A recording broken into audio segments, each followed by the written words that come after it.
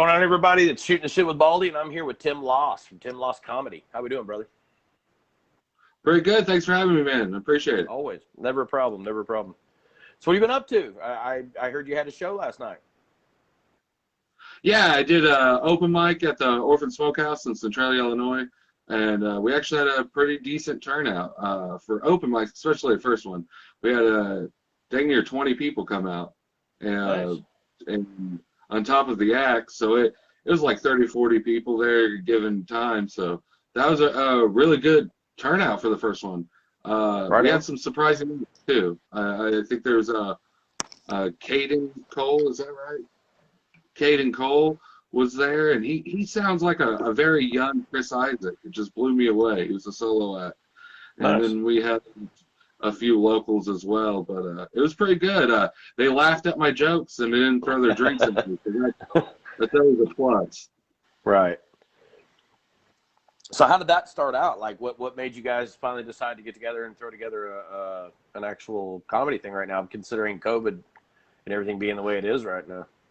Well, I guess a multitude of things. An owner that has a philosophy of trying to stay open as much as possible while garner business. Me seeing that stand-up comedy really doesn't personally work for me over Zoom. So if I have to do stand-up comedy, I almost see it as an occupational hazard. And three, just Right. being educated enough to know and try to see what other people are doing. I'm not the first to be doing shows right now, but see what other Right. people are doing to learn and adapt to that to make sure everyone's safe. Right. But that's what kind of and pettiness. Pettiness is number one in comedy. I saw another comic coming to town I honestly disliked. He's from a different area. He's not a local. Decided he could do comedy in my backyard, and after his show was a dismal failure, I contacted the owner. I was like, hey, I could do better, and I'm willing to come out of retirement to show it. I shouldn't say retirement, but my hiatus, Right. because just for various reasons, but mostly pettiness. I was like, hey, give me a shot at this. You give me a modest budget, I'll knock it out of the park. And we actually did it, which was the amazing part, because in comedy, you write checks, you're asked to cash all the time. But everyone came out, everyone performed solid, and even during the pandemic, everyone was safe. We had no people recording that they actually got sick, and we had over 40 people show up. So Nice. that was a hint to us that we're onto something. So kind of after that, I know a lot of other people right now are wanting to perform too, not just stand-up comedy, so I kind of reached out. And that was the fruits of the open mic that started last night, kind of the beginnings to that as well. So Right on. Right on. I mean, in all honesty, it took me a while to find someone who's willing to do it too. And understandably, I'm not here to judge you or judge anyone's things. I understand what's going on. It's a moral dilemma for me to perform live, but it was actually just perfect timing. Circumstances worked out, Right. And that's just be blessed, because I mean, with Right. the fat guy in a boat, it doesn't work all the time. That I hear. I like the. Oh, hold on. It's the live coming through. You're good. I really like the part on your Facebook that you've been doing lately. That's the GED explained. What started that? What brought that all together there? That sounds like a fun little deal, because I have a GED. I got my GED in 1997 or 99, excuse me. So I was supposed to be class of 97. So yes, the one document the military won't recognize. Class of 06 here. Mount Carmel College. I forget what. I think it's Wabash Valley. They still haven't sent me. They sent me a GED with my name misspelled on it, and I don't get invited to reunions. So It goes with the territory. Actually, what Lord. started it was I actually before when I was really heavy into comedy, I had a decent live following. Nothing to really care about much, enough to where people actually ask, like, "Hey, I want to hear it again." And it's from people Right. from different states, people that can't come to shows or see me on a regular basis. So that started kind of like, what can I do live that would work and kind of engage with the audience? Because that's the best part about it. The funniest thing about it is I don't like it's just talking to them, trying to get a funny interaction. It helps me with my crowd work while I'm actually on stage as well. Um, the concept of it is I have a GED, but I feel I'm way smarter than that. And I love the sound of my voice and telling people how they should live their life. So I was like, well, just make that a humorous package and try to make it where I sound like I know what I'm talking about. And I know a little bit of the facts, and the rest are just bullshit.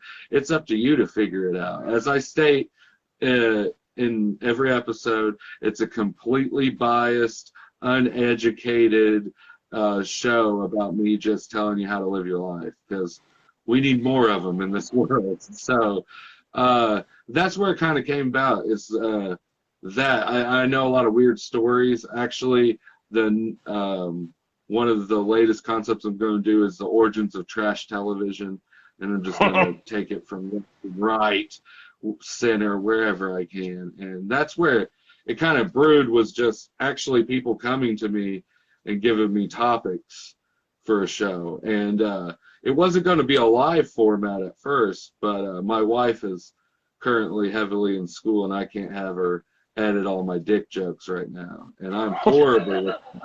I am horrible with technology, and he could confirm this because, dear Lord, was it a trouble just to get me on this split screen. You wouldn't think that, but it is. So she's actually the brain behind it. I plan on doing more once she has some free in her schedule. Maybe we can do that. We're also doing some YouTube exclusives on that GED Explained, where actually comics come in and tell me their subjects. We got 2 of them as well planned in the pre-production, but I just want to make sure it's okay with them before I send it. You know, just final tweaks to make sure everyone's okay and it's the best for them. But it's just basically, again, started out of pettiness and me trying to sound bigger than what I am, narcissistic ways. I was like, let me get out there, man. Oh, man, I need to tell more jokes. So that's kind of where it started. Yeah, I don't blame you on that one. How did you get started doing what you're doing? Like, what age did it hit you? When did the bug bite you? Oh, actually, dude, I held comedians in such high regard. I was always funny. People always said, man, you should do it. And I immediately shut them down. I was like, nah, they have to write. I could just talk to you. If I don't do well, you'll still be my friend tomorrow. I was like, they're geniuses. They have to, I don't have a commitment for that. I barely show up to my job at McDonald's. How am I going to do that? I'll just be funny for my friends.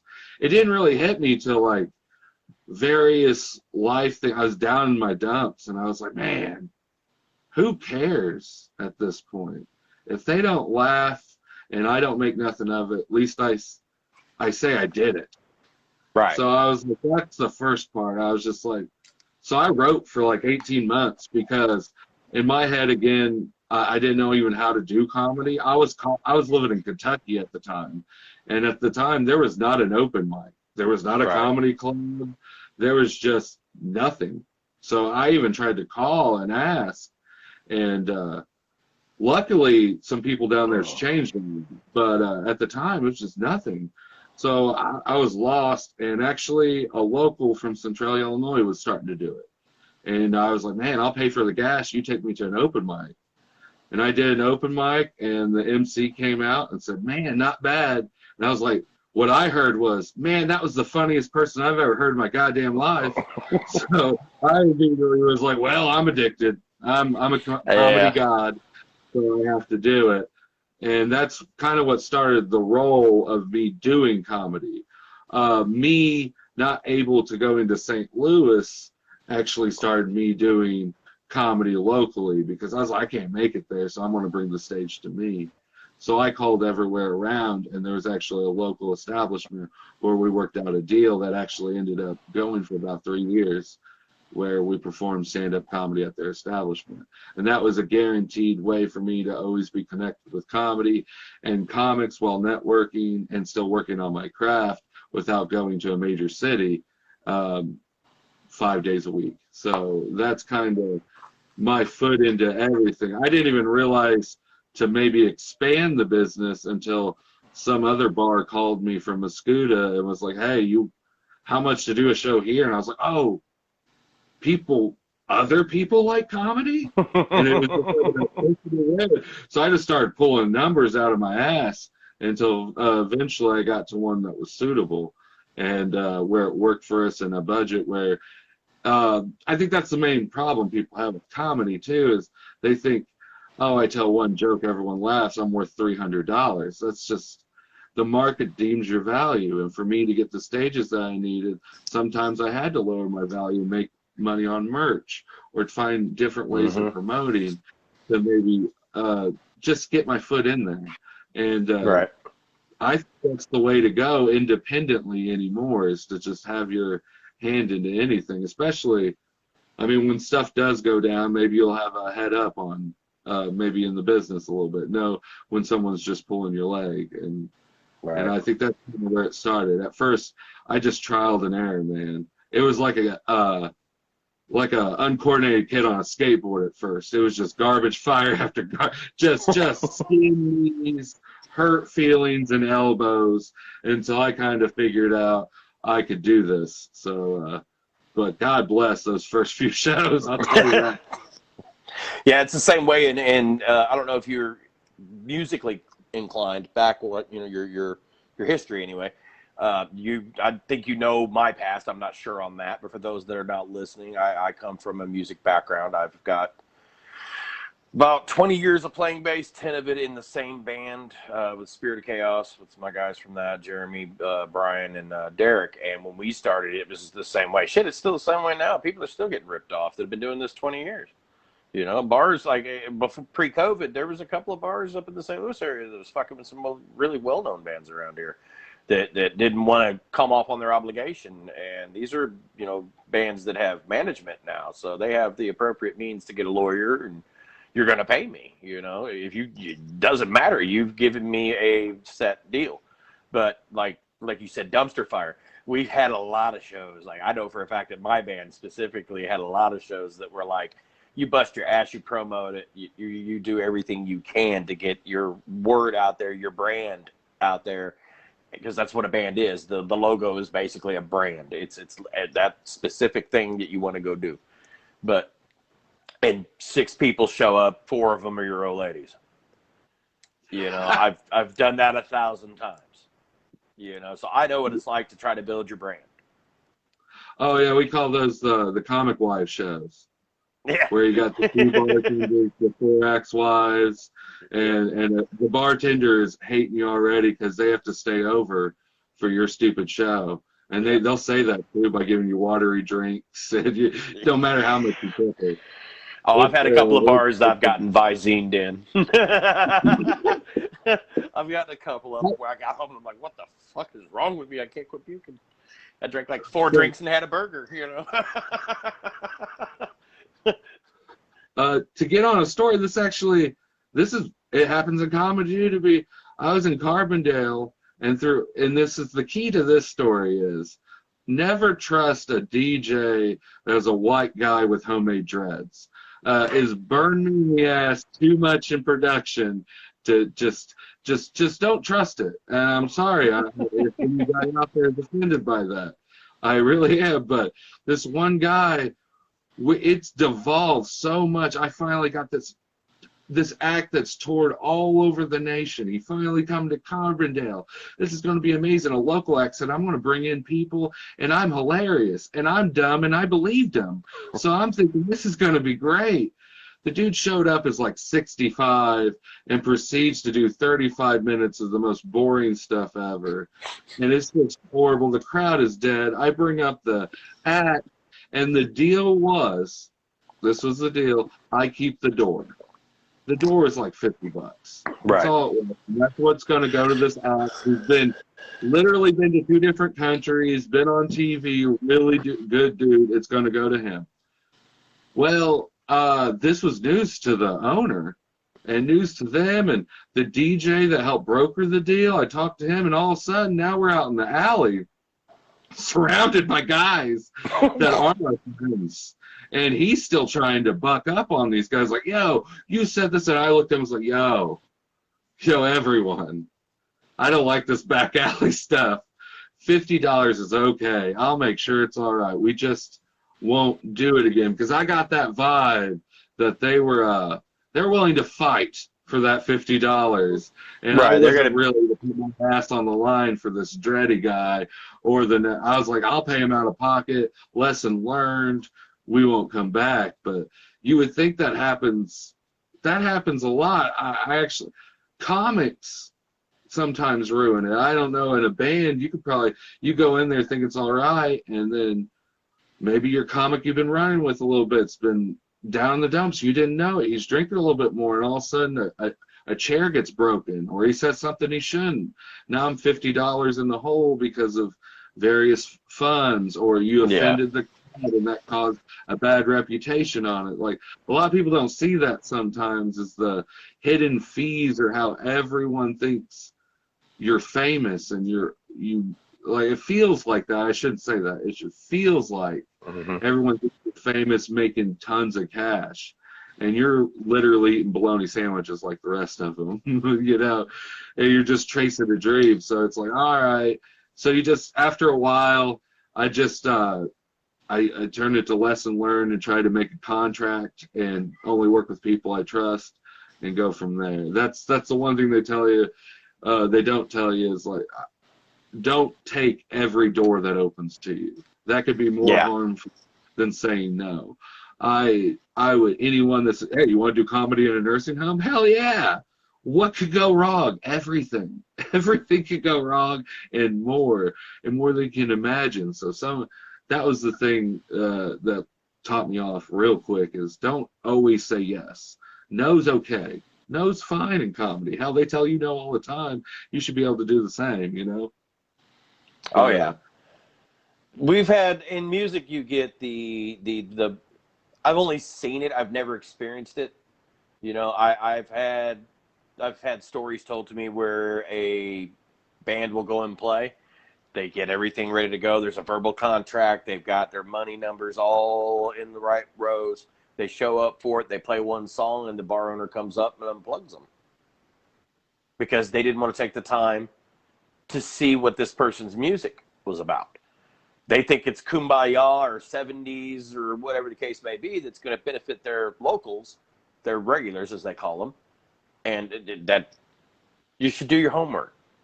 If you're a bar, especially post-COVID, because there's a lot of bars that close their doors, but not all of them close them for good. So when they come back and they start making this money again, and they want to start getting people in seats, you pick up the people that are around you. I've made a good thing to make my rounds on this statement that I'm going to say again today, and I stand fully by comedians. I stand fully by any local act, but I think if comedians and cover bands could take the helm in this area and set the shows up, and then get the local bands to back those two individuals. Like, say, like for your show, you had people that were doing music. You had musicians there. That's the way it should be. You should be bringing on a supporting act that goes on either before you or after you. It depends on how you want to do it. If you're going to play it as a music show, then your comedian would be the person that is going to be introducing everybody and telling jokes in between.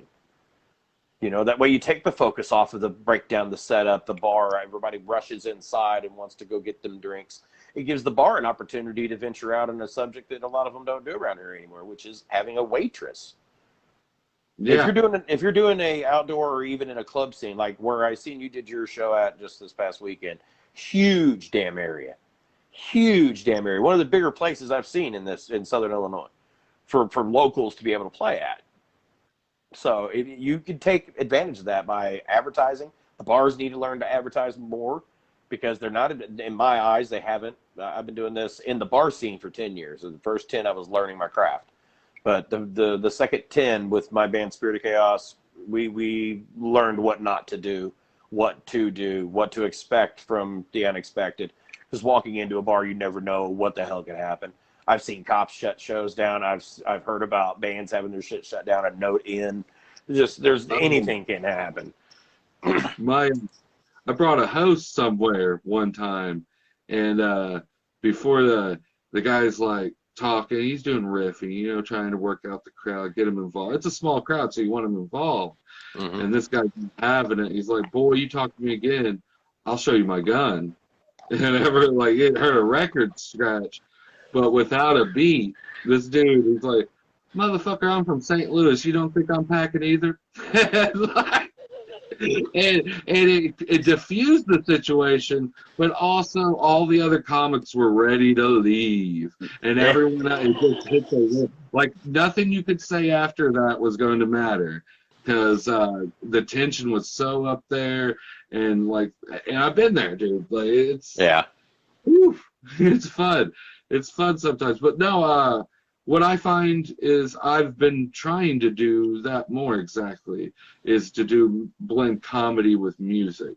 For the simple fact is, bars want acts that are longer than 90 minutes, 2 hours, and comedy does not fit that bill. Comedy cannot do, if you name any of your best favorite comedy specials, movies, they're not over 2 hours. Very seldom. Hell, most of them are 90 minutes long. Comedy does have a shelf life. After a while, like, yeah, we get it. Another dick joke. Amazing. You're brilliant. Get the fuck off stage. So that's why I'm totally for that. I think you're hit on the head there. I'd love for more solo acts to contact me and we can build something there. We are at the Orphan Smokehouse in Centralia. We are completely open. We're trying to find stuff, but we also understand the times that we live in. I would love to have bands there.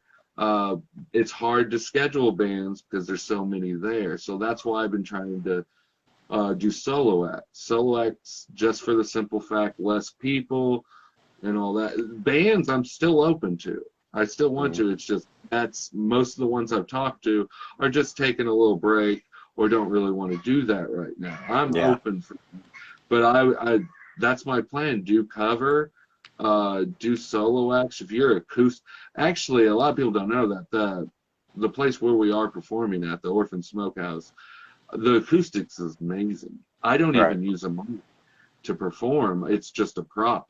It's not even turned on. I just talk normal, and it goes there. So if you have an acoustic guitar, you can rock like Bon Jovi in the fucking 80s, dude. Treat this like fucking Philadelphia. And it's a really nice place. We're actually, me and the owners are really impressed with what we're doing, and I hope to bring more talent there. And they're actually, the more I bring there, maybe potentially more they'll invest as well. They have actually shown more in the vesting than I've seen in most bars. Hell, as you said, the advertising bars sometimes is shoddy. I can't tell you how many times I've shown up and they're like, Tom Ross is here to perform. Give it up for Tom Ross's performance. Well, yeah, thanks. I don't know who the fuck Tom Ross is, but he was smart enough not to show up to this fucking gig. I'll tell you that right now. That just happens. People it happens to us too. Look, I'm a local heavy metal band, bro. A local heavy metal band. You know how much love I get? I actually am friends with a local metal band, and he says the same thing. He was actually, I want to bring him to the where I'm at too, but he's a little cautious because he's like, dude, we play heavy. Like, do you have socks on? And I look down, they're already rocked off. Because he's like, we sell socks because we rock them off. And I was like, we would love to have you if you want to do it. But he's like, I'm cautious too, because the same thing you said, sometimes every door ain't open. You know, every door's right for you. And he may not, you know, for a metal band, a smokehouse may not be right for you. And I don't know yet. I'm willing to find out. But I understand the apprehension 100%. Right. Right now we're doing solo acts, and a lot of what we had last time was a lot of guitars, solo guitar acts, and rappers, and that worked out very well. There was a lot more talent than, I mean, we had actually 2 comics come out of town too, just put me to shame, and I rode their coattails the whole rest of the show. But, actually, we had a lot of fans. It was amazing. It was like a 5-hour show, and about 60% stayed for the whole 5 hours, which is amazing to me. Yeah, that's the problem also, because it seems like, for me, like, it goes back to the oldest thing in the book on this. If the bar's not going to promote, whatever it means. Like, I did a show for 5 years called Metal in the Mountains. I don't know if you know about that, but I did a show called Metal in the Mountains. And I did like 3 videos a year. It took an entire year to put the show together. There was like 5 different versions of the flyer. There was actually a physical version of the flyer that were made into minis that were put into windshields the 2 days prior to the show. You hit the same bar. You go to the bar that you're going to do it at the night before the show, or a couple of nights before the show, so they could get their arrangements put together. And you put it all over the place. Like, I was putting stacks of flyers this deep on every damn table. I was going to other bars and dumping the same flyer to steal their crowd for the next night. Put 300 asses in seats every year, 300 or more. And did it for 6 shows, 5 years, because we had a 3.5 in the winter one year for trying to save the Eagles Club, and it didn't quite work. They lost their Eagles Club here in Mount Vernon. So, but you, like you said, you live to learn what to do, what not to do, who you can depend on booking, who you can't depend on booking. There's bands in the area that fizzled out because I refused to book them due to their politics. You know, they think they are up here, and you're down here with all of us. You know, these people want to act like they're better than everybody else that's in the scene, and it gets problematic sometimes. There's no room for competition in the scene. Yeah, that's I found that not much with the comics around here local. Who gives a shit? Like, this is a joke I do have to say, but this is quite true. I'm the only comic I know that's been banned from Nebraska because there's only one comedy club there, and a guy who booked some famous acts there wasted my time. That's a 7-hour drive. He did the old Happy Gilmore show up on Green 9 on 9. Like, hey, show up here. No one's going to be there. How you look stupid. Yeah. No, man, this is a business. Like, I'm trying to do my best. I'm in town with another show. I'm trying to network to help you out. And that actually happens more from out of big city comics, as I call it. This is in Omaha, Nebraska. Come on, you're a fucking flyover state. Give me a shit. It's hard to get bullied from a guy from Nebraska. I'm fucking Illinois. We got better corn and meth. You ain't gonna do shit. Yeah. Like, come on, man. Like, we're in the same. Like, I went to Omaha, Nebraska. It's Centralia, but in a different color filter. It's like CSI Miami, CSI New York. I know exactly. I'm performing. There's a rap concert 2 blocks away and sirens 3 blocks away. I'm like, I'm at home, dude. Let's go walk around. And and that's what I get most of the time from St. Louis. I would try to do shows with people in St. Louis, other comics, and I wouldn't have problems with the bars. I'd have problems with other comics that would just dog me publicly. I don't care. Dog me to my face. Dog me to your friends. But if I'm going to take the time to promote you and you're going to publicly just mess the whole flyer up, put me down, my production down, I lose heart in it. It's not professionalism. Yeah. And what sucks is they only get away with it because they're in the city and I'm not. And that's where it kind of falls sometimes. Is like, I never really got, like, anytime I was doing really successful, like, oh, but, you know, it's for his crowd, you know. What the fuck does that mean? Or you're like, you need to find your voice. Am I fucking signing this joke to you? I just told you about my whole fucking life and my dog. What else do you need? Right. Like, and it's just, after a while, you realize it's, sometimes people rank themselves or think exactly like you say. I'm up here and you're down here. As I put it, it dawned on me on one show where all the cool comics from out of town were sitting on one table. There's just no room for me. I'm not going to guest star on Saved by the Bell. That ain't for me. That ain't for me. But you know what? I might be the fat guy in Cheers. I might be there for 12 fucking years.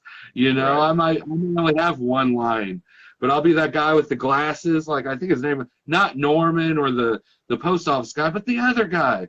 I'm the other fat guy in Cheers. Like, that's my plan, you know. But I see that a lot too. I actually seen that locally, but as you put it, a lot of people wean that out around here. Nobody really wants to work with them, and the people that have that ego and more ego than talent, they get weeded out pretty quick around here. And that's a good thing about here. Yeah, it does tend to, whether or not you want to do it or not, it does tend to. I think it was said best in Harold and Kumar, the black guy that's in jail. He says the universe tends to unfold as it should, for the most part. That's usually how it's done, because usually if you're already that destructive, you're more than likely very self-destructive, and you can cause your own problem. I've got one person that I know of right off the top here. I love him to death. He's a good dude, but he'll do anything he can to keep at his habits, and his habits are destructive, and they're just that's a bad problem around here with musicians. Some of them got some habits. Everybody knows about drug, sex, and rock and roll when it comes to playing metal or rock. You know what I mean? It's not like it's not just everywhere. It is everywhere. I mean, it's in the local scene. It's in what we call AAA. It's in the mainstream.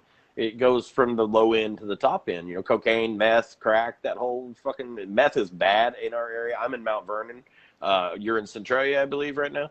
So yeah. We're neighbors. My wife is from Centralia, so I know the way it goes there. Like there's times where even in the good parts of Centralia, if you're in a bar, when it's time to go. Same as Mount Vernon. Like I've gone to the bar. The Crossing, the old Crossing here in Mount Vernon, got bought by the guy that owns Joe's Pizza, so now it's DB's. And they flipped it. They did some little bit of minor things here and there and put it back the way it used to be back in the 90s and 2000s. But the crowd has changed. Like I've watched that crowd change from the group of kids that we wouldn't have associated with, the preps. I dealt with those. And then it went from a preppy bar, like it seemed like everybody was wearing designer clothes one week. And then 6 months later, it's bikers. It's leather everywhere. And then a year and a half later, you've got the urban community out and about, and you've got hip hop music and everything going good in there. And then all of a sudden, it starts getting mean in there. Like we're not going to have that crowd in here. And they start removing alcohol and not allowing certain music to be played on a jukebox. And you're seeing the bartenders sit there and change it physically to whatever music they want to hear. So to me, some of it is the bar's fault for what we get as far as a reception. If your bar is not doing the advertising on top of all that other kind of crap in the background that a lot of people don't notice. Like if your main source of income is performing in a bar, you're going to notice how a bar operates and how it shouldn't operate. And I like what the Smokehouse has. They've got a big open place. They could do a lot of stuff in there. They could make it really loud in there if they wanted to for metal musicians. But what the biggest thing that I've seen for us that we go through, and I'm pretty sure you've probably dealt with this or know someone that has, is you go and you play your set, and then you call them back to get a repeat set so you can do it again with new material. And now we don't book that kind of stuff anymore. And then 2 weeks later, you're seeing them book a band, but it's a cover band. We're original metal. It goes from us playing what we feel in our heart to, okay, Larry White says it best. It's easy to play Def Leppard with both fucking arms. No hate. I've said it a couple of times. on this podcast, but it's the truth. It's the oldest story in the book for us. We get booked one time, and then we get to watch other bands get booked, and because they do covers, they're going to constantly get booked. There's no love for independent music where you are not covering somebody. It's brand new music. You just wrote it. You spent 6 months crafting this shit, and then all of a sudden they don't want to book you a second time because you're driving their locals, their regulars, out the bar. We kind of have the same problems, but this is where it is a little different. I like this. This is where the dichotomy of these kind of change. Once we're not invited back, comedy's dead. We call it burn. It's like wrestling. You burn the town. The town. Once if you do bad enough, comedy doesn't usually come back, and the establishment will be no to that for a long time. That's why a lot of people, when I first started out, was kind of giving me the side eye. 50-50, rightfully so or not, because I was a new guy doing it. Because even though I'm doing these small shows, if I ruin a town, that means I'm ruining it for them. I'm ruining it for anyone else that might show up. So, that's what I was going to ask. Is that something like a comic just bombs? Or because I've heard stories like Richard Pryor talked about, and I'm not trying to make any kind of like a simulation of the two. What I'm saying is I've heard Richard Pryor talk about the fact that he had to shoot a special back-to-back nights because he wasn't feeling it. He booked it for one night. That's what I was getting at. Is it something that the comic has got to feel, or is it something that the crowd has got to feel and make sure the bar hears that they feel? Whew. Whoa, that's a lot going on. In Richard Pryor's case, we'll just dissect that. Good thing I wore my bow tie. My Steak and Shake bow tie today. In Richard Pryor's case, that's totally true. Especially with me, if I'm not feeling the performance, I have comics in general, but just like most people, I have mental disorders. I have cases of bipolar, high anxiety. Actually hate talking to new people, so let's do it all the time as a career. But it gets to me, and if I feel really down, most of my gimmick is being that guy, that funny, fat, kind of Chris Farley, hey, look, bow tie, I'm going to talk about my dog's balls, and if you're not feeling it, it's hard to get other people to feel it. So that's the case, too. With audience, bars need to know, 100%. They'll hire you and go, hey, I love comedy. And that guy with the puppets is amazing. The plumber guy or cable, whatever. Guys, get her done. But here's a list of things you can't say all of a sudden. And it's like, oh. And when you do that to a comic, I've actually seen it every time I tell a comic, don't say this, even though it's not in their set. You've put it in their head. And they'll just throw it out. 90% of the time, they don't even know because they're ad-libbing. They're trying to do whatever they can. And they remember, oh, that's taboo. Or, oh, I remember that word. Or they'll get halfway, oh. It just happens. With the bar, I wish they would tell the audience more to what to expect. It's disheartening when you show up, you're getting ready to perform, and the guy's like, but the soccer game's on, or the Craftsman Truck Series is on, and you're like, well, then go home. Tonight's this night, and it's hard. And that falls on the bar. Hard for me was to get the support from the crew to listen to me. Like, dude, they paid for this. Please help me out. Turn off the television. Give us a little bit of help. I'm already competing with stiff drinks, the fucking gambling machines, and everything else going out on the curb. At least turn off the TV. And sometimes they won't even do that, So, damn. What ruined it mostly, though, because comics are professionals. We'll get your attention. We'll make you laugh. It's our job to do so. What ruined it is the comics that couldn't do this or try to do something so outlandish. I actually had one guy shout profanity, racial slurs in his joke. All that never did it before, but just decided to do it now, and that, of course, will ruin the show. And I had to. Oh. And you may be asking Tim, why didn't you do something? Well, that's another lesson there too. That was one of the times I was doing multiple shows in multiple cities, so I actually put someone in charge of that show I trusted. I don't know what. That's just sometimes don't put your name on it if you're not there to oversee it. So that ended up hurting the brand. Another guy ended up bringing a sex toy to Benton, Illinois, and slamming it on the table so fucking hard that he broke the table. And did 7 minutes about his wife making him lick it, and it's as funny as me telling you it. Like, oh, aren't we just in stitches? Everyone's sitting there mouth agape, like, oh my god, and I'm literally forcibly cutting the mic off, and like, what the hell was that?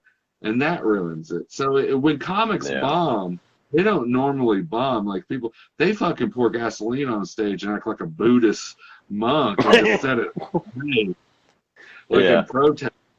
I've never seen. I've seen some stuff like that more times than not, and that's what will ruin it.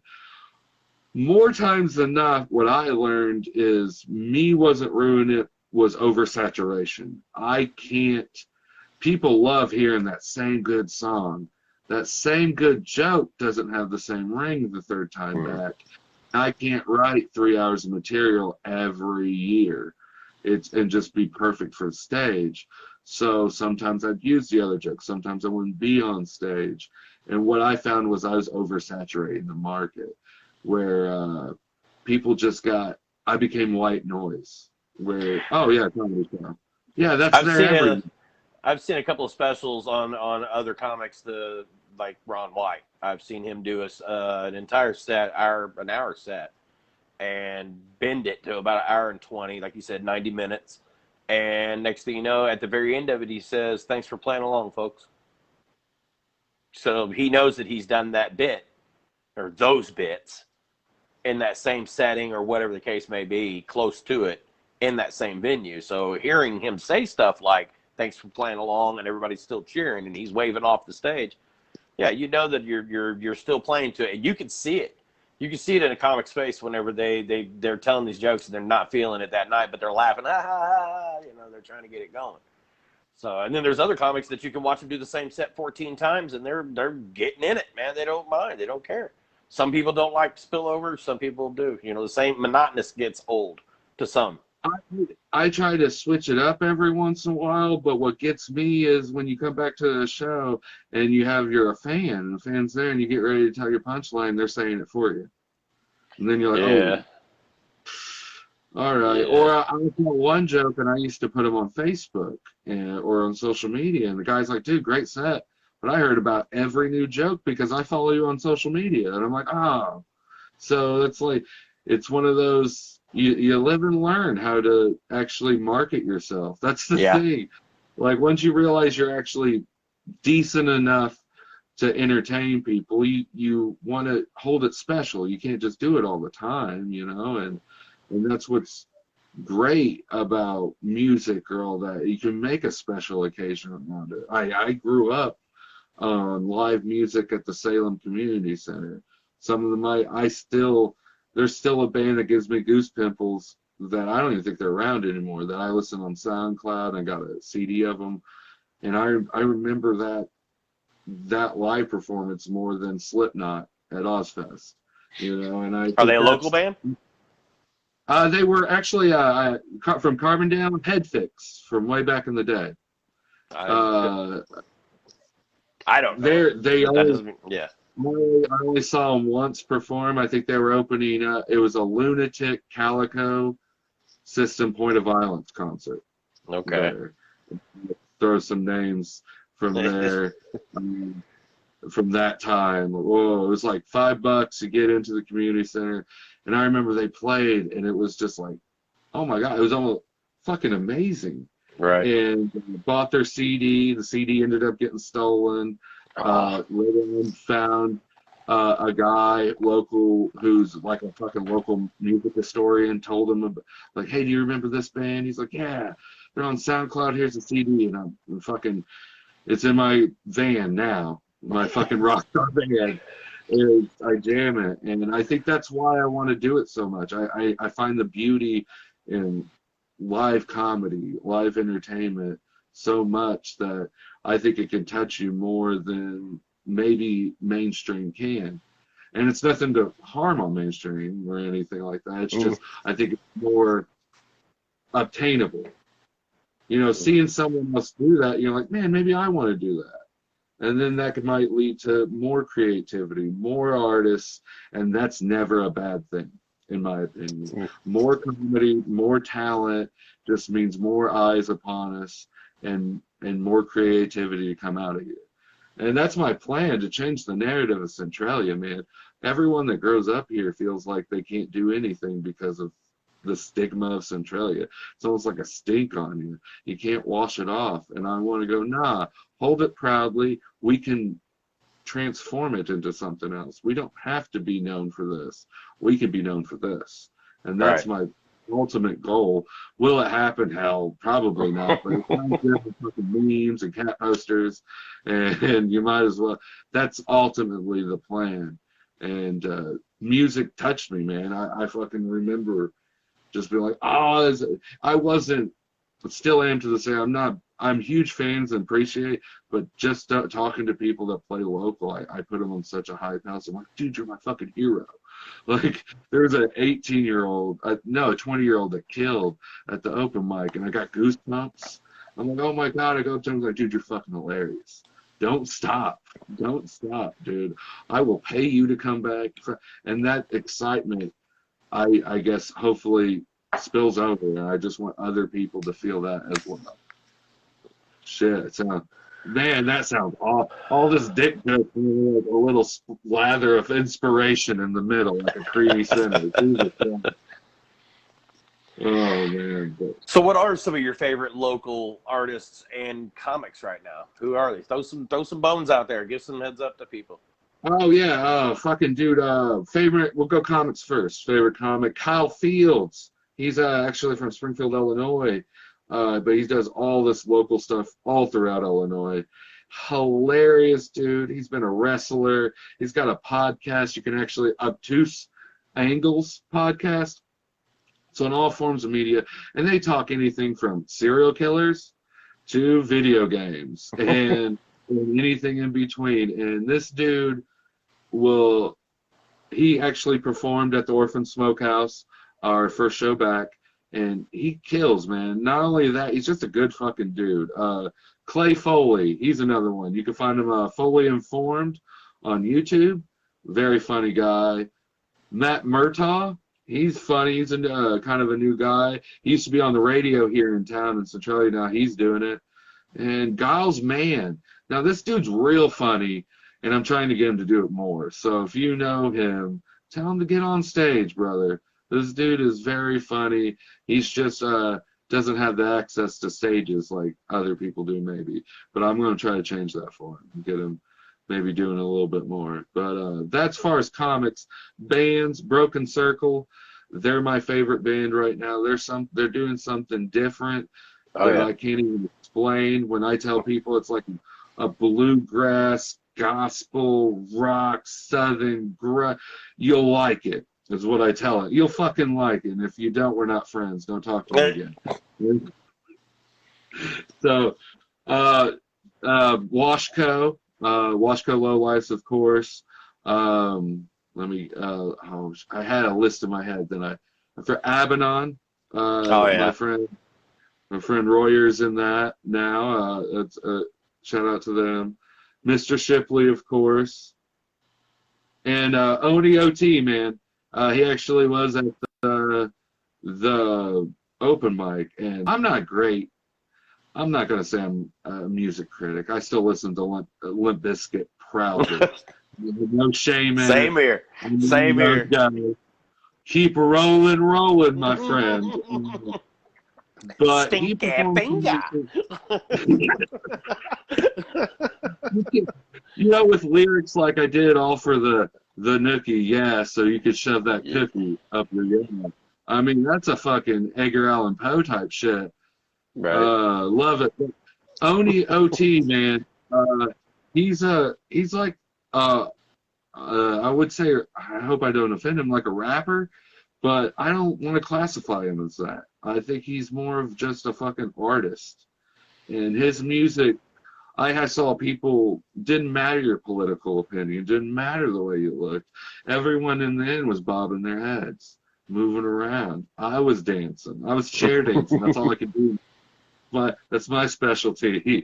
Now that I lost my hair, that's just what I do. I sit in the chair and dance. But everyone was good. he is so talented and amazing, and I hope only the best for him.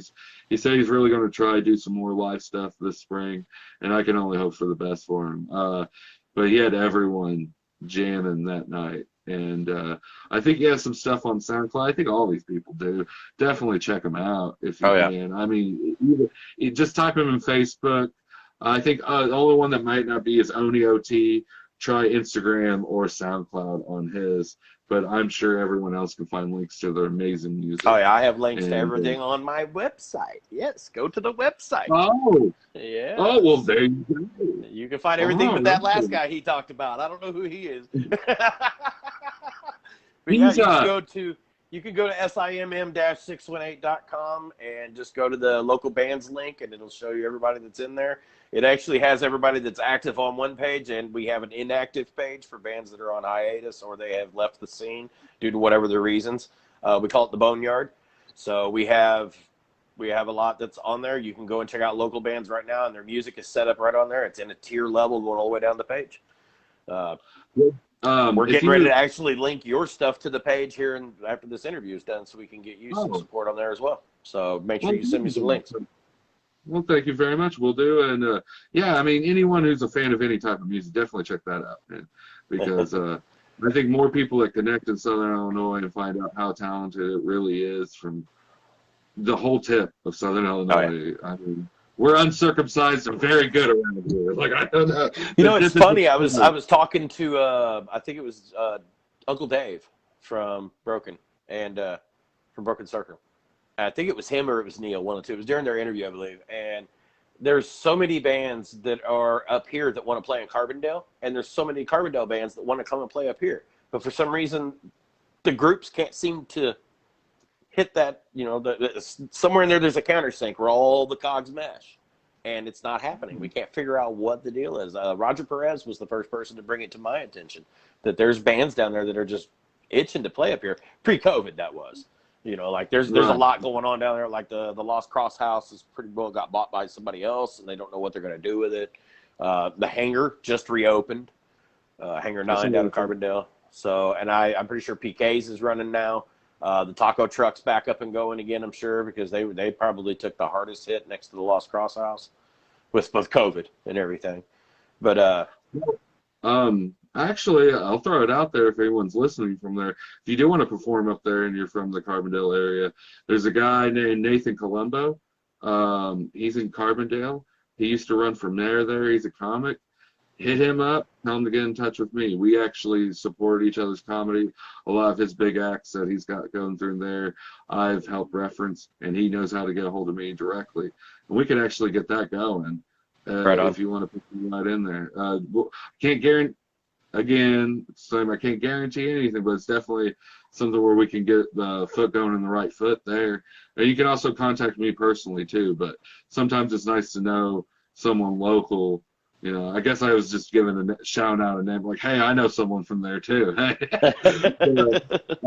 If you know of his work, he does really good work out there, and I would love to see some bands if they're willing to come up here to expand more. That would be fucking awesome. That would be great. Yeah, we definitely need to talk off camera more about that, and I'll shoot some ideas too, because as of right now, when this episode airs, everybody's already going to know that Metal in the Mountains is coming back to DB's. We just got confirmation right before me and you talking today. So we just got confirmation on it. This will be the 7th Metal in the Mountains show in Mount Vernon. We did the first 3 at the Crossing. I did the first one and the third one at the Crossing. Brian Bernard did the second one because my father had passed away and I took time away from everything. But after that, I got back at it and did 3, 3.5, 4, and 5 were done at the Granada. And we did that because the Granada offered all ages, and the bands that we wanted everybody to see.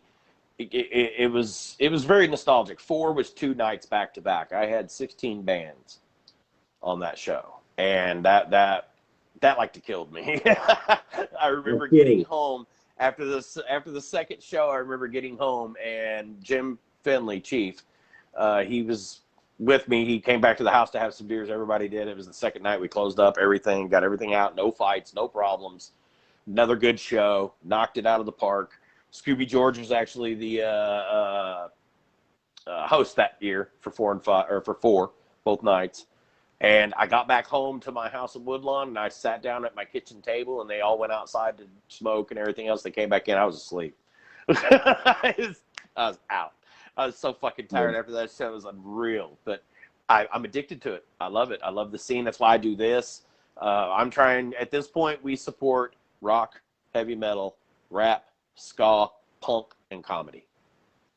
Cool. So, and we've been doing the comedy thing since 2000, I want to say 14. It was Metal Mountains 3. We had Elijah Miranda. Elijah Miranda, yeah. He's actually the one who took me to my first open mic. Cool. There you go. Yeah, he did the show there, and then after the show, he gave me a gift. It was the Pick of Destiny, the pick. Oh. So I actually have a Pick of Destiny that he had hooked me up with after that show. So I hope he's listening. I know you've got some hard times, brother, but I hope you're listening, and I hope you're doing well. Good old Elijah. He's a good friend. I met him through my wife. Most of the people that are in a band in Centralia, I did not know them well until I had met my wife. So, like, if I'm gone wrong, I didn't know those guys hardly at all. And she was one of the bag bitches, so to speak. So, an honorary version of it. So, I got to know those guys rather well. And me and Belter got to know each other rather good. Mostly Balls Deep, which is kind of funny because I'm friends with Balls Deep. So, but all those guys, I love them. They know it. They love me back, I'm hoping. But I think me and Balls Deep have had way too many nights of tequila. And you being in Centralia, you know who these gentlemen are. So I do. Actually, I knew mostly from I think Jonah Brubaker when he was one of my cousin friends growing up. So Point of Violence and his band we followed forever. Right. And then when he became Topics, I actually booked Topics' first live performance he ever had. Right on. So that was very cool. I appreciate that. But actually, my Uncle Dave and Scooby, I did a show. It was a collaborative, I think, benefit. And Uncle Dave, I was doing it. And Uncle Dave just fucking support. Amazing dude. Loved my comedy and everything. But during the set, it's my first big set. So I'm nervous. I have my set list. Well, the fans are blowing everywhere. And it blows my set list away. I'm like, oh, shit. So where is it? It's right at the beginning of the show. So I'm like, well, sink or swim, motherfucker. And it went all right. But the list ended up in Uncle Dave's guitar case. So he messaged me later on Facebook. He was like, I hold all your secrets now. and ever since then, dude, we're best friends. That dude is the coolest guy in the world. I can't say enough from him. And through him, I met Neil, and through Neil's probably helps me out. I call him the local music historian because if I don't know about it and Neil don't know about it, it probably wasn't about it. It probably wasn't around here. And he's fucking pardon my language. Sorry, I don't know. He's amazing as hell, man. I can't say enough about that guy. Neil restored a 1967 Sylvania symphonic stereo cabinet for me. Oh, no way. Yeah, it's in my music room on the other side where we normally do the podcast. Today, I decided to do it in my 420 lounge. So that's where I'm at right now. And it's behind the bar in my basement down here. So like with COVID being the way it was, I was like, okay, I want to be comfortable. I've had some stomach things going on. So I'm like, I'm in my Pink Floyd shirt. I'm in my fucking Star Wars pants. I'm in the 420 lounge, and I'm just relaxing and talking to you today. But well, this is a brand, man. Like I'm wearing only this from waist down. After this, sweatpants and flippy floppies, man. I am like, and after this, I'll go back to my GED tuxedo, which is a sleeveless T-shirt, and but I was like, right now, I used to wear a tie on stage all the time. It broke. Ties are $50. This came from an Old Spice gift set. That's my new marketing thing. It's the era of the bow tie. So that's how that works. Some guy asked me, right? So I was like, yeah, I just got it from my body wash case. Like, that's amazing. And I was like, nah, it's cheap. Like, it's, I mean, I was going to buy a tie, and this is no joke. It was like a Shaq tie. I was like, man, Shaq used to sell shoes at fucking Walmart for dirt cheap. What's his tie going to be at JCPenney? $70. I did sideways punches. I was so mad. I just wanted to knock over something. Like, yeah, fold that. $70. Hey, I still got his CD. It's an accessory to a suit. You don't even really need a tie. If you got the rest of the suit, you just be that casual guy. Like, you look even more important. Like, dude, that guy's wearing a fucking suit without a tie. He's probably like a CEO or some shit. Right. You don't even need it. Well, brother, it's always a pleasure. It's always a pleasure speaking with you. I want you to plug all your stuff. Go ahead and let everybody know where your stuff is. Like, where can everybody find your comedy? Do you have anything out and about? Do you have any shows coming up? Anything? Old live streams of GED Explained archived on my YouTube channel, which is Tim Lost Comedy, all one word. You could also check out GED Explained. It'll be on Facebook Live. That'll be at Tim Lost Comedy, also one word. There as well. That's every Sunday at 8 p.m. As far as Instagram, Tim Lost Comedy, all one word. Twitter, get off Twitter, guys. I haven't been there in a graveyard. But if you want to follow me on there, it's Tim_Lost. That's the reason why it's different than all the rest. It's like, oh, we're going there. Okay. Hashtag what have I done? I'm 33 using emojis. Oh Lord. But basically you follow me on there, you can find everything what it is. Actually, this year on my Tim Lost Comedy, you can find my first ever generic mixtape, which will be all my, you can actually see this rose bloom. Those are all from the early years of me doing comedy. And the Tim Lost Christmas special, where I bring a redneck Christmas to you. I hope to make this a yearly tradition. And also, Tim Lost Comedy is trying to make all your white trash holiday needs. So for next year, look out for Tim Lost Valentine's Day cards. I can't even say it. Valentine's Day cards. They'll be coming out as well. And, we're going to be shamelessly promoting as much as possible. I want to do every holiday to the point we're doing like National Pizza Day and like Flag Day. We're going to do them all, but eventually we're just doing the main ones right now. I think this is going to air after the shows. But if you do want to see any of my shows, I'm going to keep on doing it. You follow that social media, I'll lead you right there. I am a quite shameless promoter. And I will actually physically email you the link to tickets so you can reject me to my face. So that's how I do it. But no, dude, I'd like to thank you for your time, man, and let me be on here. This has been an enjoyable time. Very awesome. I was really nervous at first, but thank you very much. And letting this old guy yell at electronics. It's always an enjoyment of mine. So I appreciate you having me, man. Not a problem, brother. Anytime.